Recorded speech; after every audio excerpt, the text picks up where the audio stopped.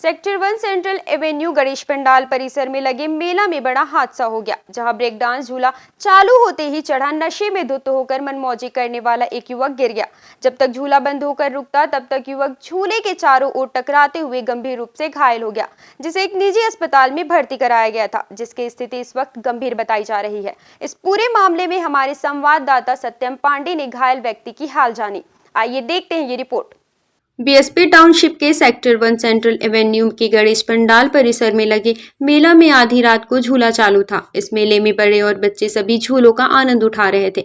इसी दौरान राजधानी रायपुर से आए 4 युवक ब्रेक डांस झूले पे चढ़े, जिसमें एक नशे में धुत युवक सेल्फी लेने के चक्कर में लॉक को खोलते हुए खड़ा हो गया। जैसे ही झूला चालू हुआ युवक गिर गया। जब तक झूला रुकता तब तक युवक कई बार रोलर कुर्सियों से टकरा गया। टकराने से गंभीर रूप से घायल युवक को निजी हॉस्पिटल में भर्ती कराया गया था। भट्टी पुलिस की माने तो रायपुर तेली बांदा निवासी विनय तुलानी बताया जा रहा है।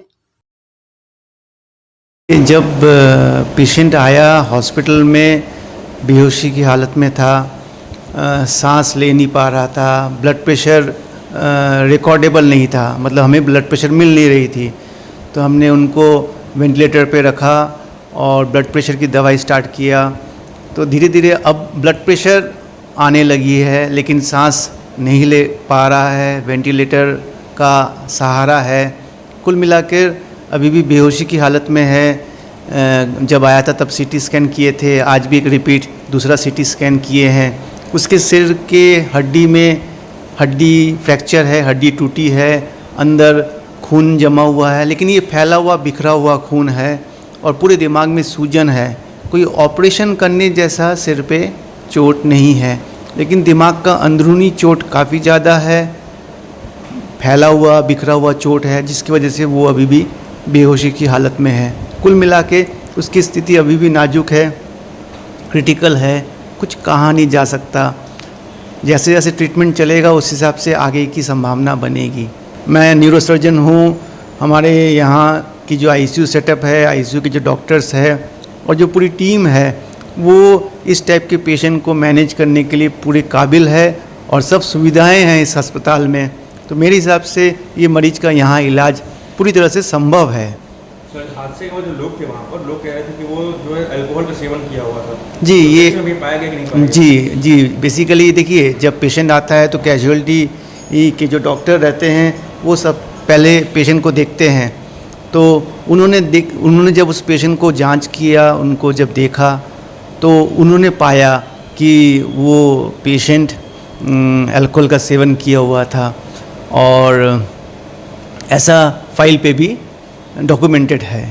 बेहोशी की हालत में है, वेंटिलेटर का सहारा चल रहा है, दवाइयाँ चल रही है, तो अभी भी स्थिति काफ़ी नाजुक है, क्रिटिकल है, अभी भी कुछ कहना मुश्किल है। देखिए, उम्मीद है, एक स्थिति ऐसी रहती है जब हमें लगता है कि अब ये पेशेंट बच नहीं सकता, वैसी स्थिति नहीं है। अभी भी इसमें बचने की संभावना है, उम्मीद है, लेकिन कंडीशन काफ़ी क्रिटिकल है, कुछ कहा नहीं जा सकता। उम्मीद ज़रूर है, कितना टाइम लगेगा ये नहीं कहा जा सकता, लेकिन इलाज संभव है, ठीक होने की संभावना ज़रूर है। हम इलाज कर रहे हैं, हमारी तरफ से पूरा प्रयास रहेगा।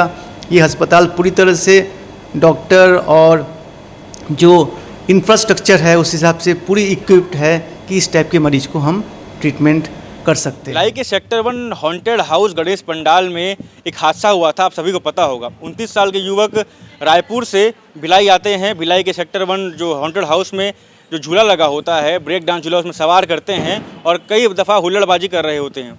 और वहाँ के जो झूला के चालक होते हैं, कई मरतबा उनसे कहते हैं कि आप झूले से उतर जाइए। उसके बावजूद वो झूले पर सवार होते हैं।